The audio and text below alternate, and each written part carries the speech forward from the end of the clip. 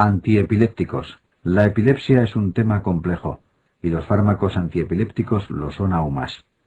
Afortunadamente este tema se pregunta poco en el examen, pero su estudio puede llevarte mucho tiempo si no lo enfocas bien. Vamos a intentar simplificarlo al máximo. Para empezar, te mostramos una tabla con cada tipo de crisis y su tratamiento de elección. Aparentemente es muy compleja, pero si te fijas bien, puede simplificarse mucho. En la mayoría de las casillas verás que el ácido valproico puede emplearse como tratamiento de elección y excepcionalmente aparece otro fármaco. Por ello, la tabla puede simplificarse mucho, como ahora veremos. Cuando no recuerdes cuál es el tratamiento exacto de un tipo de epilepsia, contesta ácido valproico. Solo tienes que aprender las excepciones. Por supuesto, existen otras alternativas y muchos más fármacos de los que aquí enumeramos. Pero ten en cuenta que tu tiempo de estudio es limitado y tienes que ser lo más rentable posible en la selección de lo que te estudias. Por eso recuerda siempre el ácido valproico, porque es el antiepiléptico de más amplio espectro. Durante los últimos años han aparecido multitud de antiepilépticos nuevos: topiramato, felbamato, vigabatrina, gabapentina, etc. Pero en realidad no han desplazado los clásicos en sus indicaciones habituales. Por ello, los que debes conocer mejor para el examen son los tres más típicos: fenitoína, carbamazepina y ácido valproico. Recuerda que no solo se emplean en la epilepsia, sino también con otras indicaciones. Vamos a comentar algunos detalles de cada uno. La fenitoína tiene propiedades antiarrítmicas, además de antiepilépticas. Tiene dos efectos secundarios comunes con la ciclosporina y muy típicos, que son el hirsutismo y la hiperplasia gingival. Otros efectos secundarios son a nivel del cerebelo, lo que justifica la ataxia, la diplopia y el nistagmo que produce este fármaco. La carbamazepina es una causa relativamente frecuente de toxicodermias, efecto que también puede tener la fenitoína. Otros efectos muy conocidos son la anemia aplásica y la toxicidad hepática. Recuerda que también se emplea para el dolor neuropático, como la neuralgia del trigémino. El ácido valproico puede producir alopecia al revés que la fenitoína, que causa hirsutismo. Otros efectos típicos son el temblor y la hepatotoxicidad. Por último, cabe destacar algunos aspectos de estos fármacos. Los tres tienen metabolismo hepático y por ello pueden producir cambios en el metabolismo de otros fármacos. Fenitoína y carbamazepina son inductores del metabolismo a nivel del sistema microsomal. De hecho, hay un detalle muy importante que recordar que concierne a la carbamazepina. En el caso concreto de este fármaco no solo induce el metabolismo de otros fármacos, sino también el suyo propio, lo que se conoce como autoinducción. Por el contrario, el ácido valproico es inhibidor del metabolismo hepático. Antineoplásicos. Si los antiepilépticos es un tema difícil, los antineoplásicos puede resultar incluso doloroso. Ten en cuenta que para el buen conocimiento de este capítulo existe una especialidad llamada oncología médica, que son los que realmente los conocen bien. Para el examen que estamos preparando bastan unas pocas nociones. Vamos a intentar dar al capítulo una visión lo más clínica posible para facilitar su asimilación. El objetivo de los fármacos antitumorales es la destrucción de las células cancerosas. Por supuesto, se intenta que sea lo más selectiva posible, respetando las células sanas, pero esto no siempre se consigue. La destrucción de las células tumorales sigue una cinética de primer orden, es decir, destruye un porcentaje fijo de células. Por ello, al igual que se destruye un porcentaje fijo para ese fármaco, queda intacto otro porcentaje también fijo. Este es el motivo de que cuando el objetivo del tratamiento es la curación, se empleen varios quimioterápicos a la vez. De esta forma, las células que uno deja intactas pueden ser eliminadas por otro. Quimioterapia y ciclo celular. Antes de comenzar a hablar de los fármacos en sí, recordemos unos conceptos del ciclo celular. Este se divide en las siguientes fases. G1. Ocurre después de la mitosis.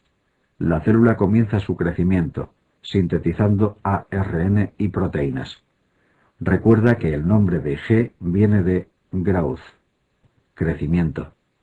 Desde G1 es posible que la célula pase a G0, fase de crecimiento cero, en la que simplemente se diferencia hacia un determinado tipo celular y realiza la función para la que se ha diferenciado. Este estado G0 es donde se encuentran la mayoría de las células del organismo adulto. Fase S, síntesis. La célula sintetiza el ADN, es decir, duplica su material genético. Fase G2. Abarca desde el fin de la fase S hasta que comienza la mitosis. En ella continúa la síntesis de proteínas y de ARN. Fase M. Es la división celular mediante mitosis. La mayoría de los agentes antineoplásicos son más eficaces si la célula está en división que si está en reposo. Después veremos exactamente lo que ocurre con cada grupo farmacológico. Agentes alquilantes. Introducción. Los alquilantes son el grupo más empleado de fármacos antitumorales. Su mecanismo consiste en unirse al ADN de forma covalente, con lo que impiden su transcripción y replicación. Este mecanismo puede afectar a todas las células, no solo a las que se están dividiendo. Su acción es independiente de la fase del ciclo. Esto impide que la célula tumoral se multiplique, pero alterar el ADN puede causar problemas importantes sobre las células sanas. Puede ser causa de esterilidad, amenorrea, atrofia ovárica. Puede producir la aparición de nuevas neoplasias, como leucemias agudas. Esto es aún más frecuente si se añade radioterapia al tratamiento. Al impedir la replicación celular, es mielosupresor. Este efecto es dependiente de la dosis. A continuación vamos a ver algunos de los alquilantes más importantes. Ciclofosfamida. La ciclofosfamida es un antitumoral empleado para multitud de neoplasias. Se emplea en protocolos para el cáncer de mama, el microcítico de pulmón, leucemias, linfomas, etc. Sobre él se ha escrito mucho en la literatura médica, pero merece la pena recordar dos aspectos de cara a nuestro examen. Puede ser usado como inmunosupresor. Recuerda que se utiliza mucho para la enfermedad de Wegener, en la que ha mejorado mucho el pronóstico desde que se comenzó a usar. Su efecto secundario más típico es la cistitis hemorrágica. A la larga incluso puede producir carcinoma urotelial. Existe un fármaco de la misma familia llamado ifosfamida, que es incluso más tóxico para el urotelio. Melphalan. El melphalan puede ser empleado en un buen abanico de tumores, como el melanoma o el cáncer de ovario. Quizá la indicación que más merece la pena recordar es el mieloma múltiple asociado a esteroides, melphalan más prednisona. Nunca olvides esta indicación, puesto que se ha preguntado en hematología. Lo más típico del melphalan es su alta toxicidad sobre las células pluripotenciales. Por ello, es el antitumoral que más leucemias produce. Por el mismo motivo es una importante causa de síndromes mielodisplásicos. Clorambucil. El clorambucil, como el melphalan y la ciclofosfamida, puede administrarse por vía oral. Por ello sirve como tratamiento para neoplasias hematológicas crónicas como la leucemia linfática crónica o la enfermedad de Waldenstone. Recuerda estas dos indicaciones porque ya han sido preguntadas en el examen. Cisplatino. Los compuestos de platino como el cisplatino y carboplatino se usan sobre todo para los cánceres de mama y testículo. Hay que recordar dos aspectos bastante típicos. Tienen gran tendencia a producir daño renal. No olvides que el platino es un metal pesado, como el plomo y como el mercurio, y por ello puede lesionar los túbulos renales. Para evitarlo es necesario hidratar al paciente y forzar la diuresis con diuréticos osmóticos. Puede producir sordera. Recuerda que en esto el cisplatino es similar a los aminoglucósidos. Ambos producen lesión tubular e hipoacusia. Gran potencial emetógeno. Los vómitos por quimioterapia son especialmente intensos y frecuentes con cisplatino. Con esto hemos terminado con los alquilantes. Existen muchísimos más, de hecho es el grupo más numeroso, pero es preferible conocer bien unos pocos que haber oído hablar de muchos. A continuación hablaremos de los fármacos antimetabolitos con la misma filosofía. Antimetabolitos. Los antimetabolitos son compuestos químicamente parecidos a determinadas moléculas presentes en nuestro organismo. Al ser químicamente semejantes, interfieren con sus funciones. Estas sustancias suelen estar implicadas en el metabolismo celular durante la fase S. Así, al ser antagonizadas, se impide la síntesis de ADN. Por tanto, actúan selectivamente sobre la fase S, a diferencia de los alquilantes que pueden afectar a todas las células. Un ejemplo típico es lo que ocurre con el ácido fólico y el metotrexato. El metotrexato es un análogo del ácido fólico y tiene la propiedad de inhibir una enzima implicada en su metabolismo, la dihidrofolato reductasa.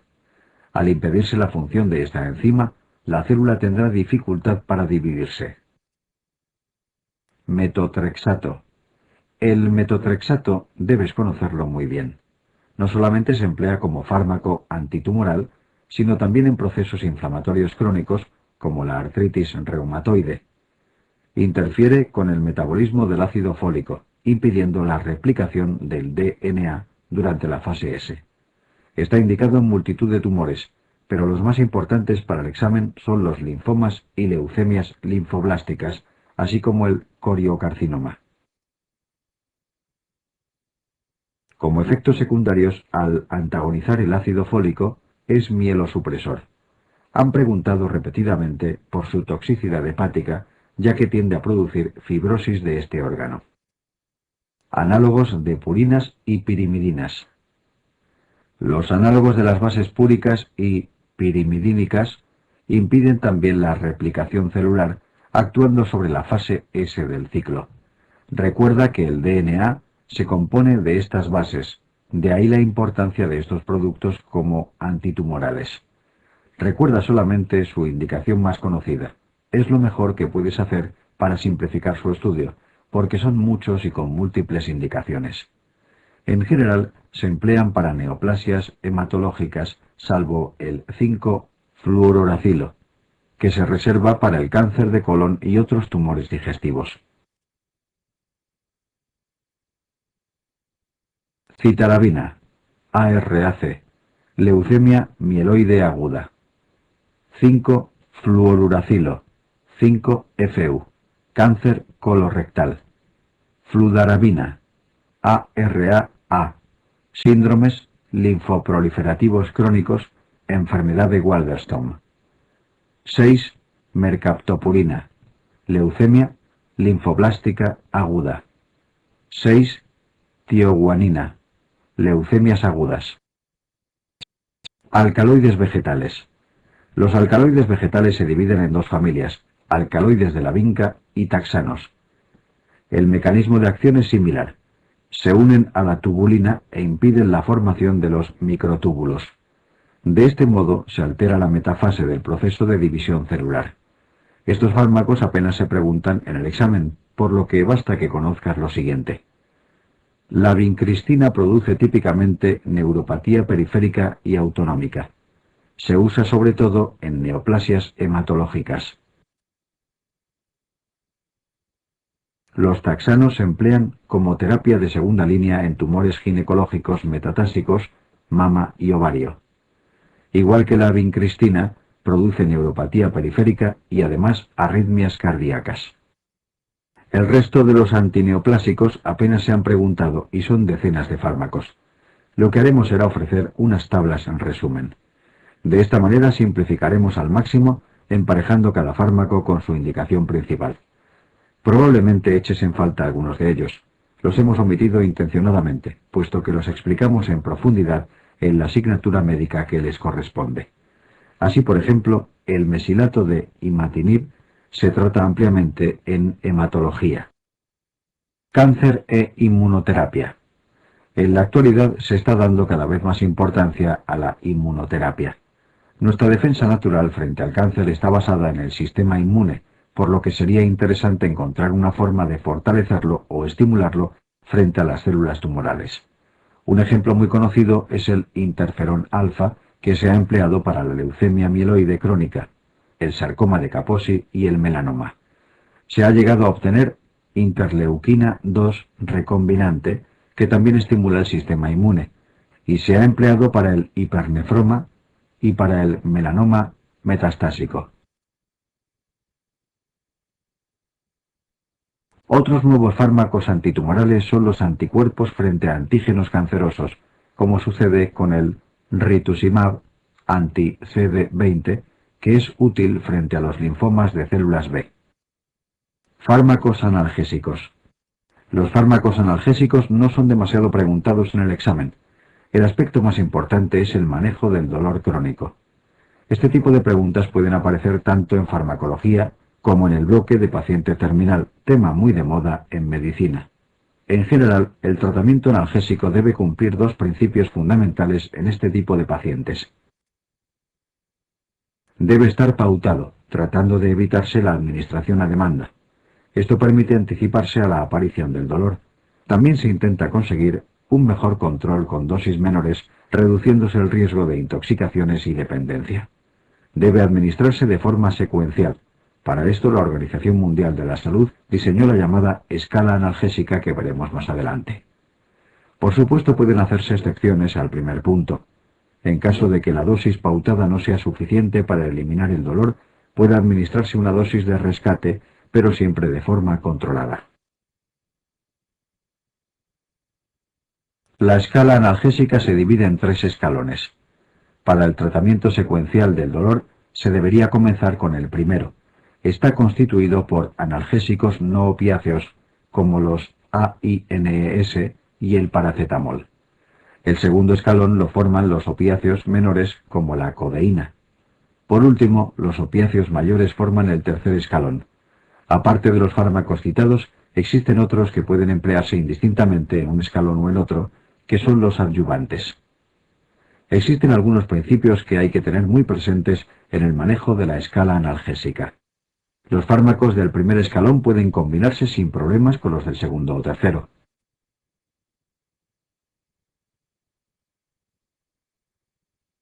Los fármacos del segundo y tercer escalón, en cambio, nunca se pueden mezclar entre sí, ya que los opiáceos menores les restarían eficacia a los mayores. La combinación de AINES con opiáceos permite obtener una mayor analgesia que por separado. De esta forma puede ahorrarse dosis de opiáceos con menos efectos secundarios. El uso de fármacos adyuvantes no determina en qué escalón estamos. Pueden emplearse o no en cualquiera de ellos. Fármacos opiáceos. Los opiáceos no son demasiado preguntados en el examen. En esta tabla te mencionamos peculiaridades de algunos fármacos del grupo que quizá podrían ser más probables como pregunta de examen. Recuerda además las siguientes ideas sobre estos fármacos. No presentan techo analgésico. Su dosis máxima está limitada por la aparición de efectos adversos. Esta es una importante diferencia respecto a los AINES, que sí tienen techo. Suelen reservarse para el dolor muy intenso que no responde a otras medidas. Recuerda que en la escalera analgésica no estaban en el primer escalón, y es por este motivo. Carecen de acción antipirética, por ello son aconsejables cuando se desea analgesia sin enmascarar la fiebre.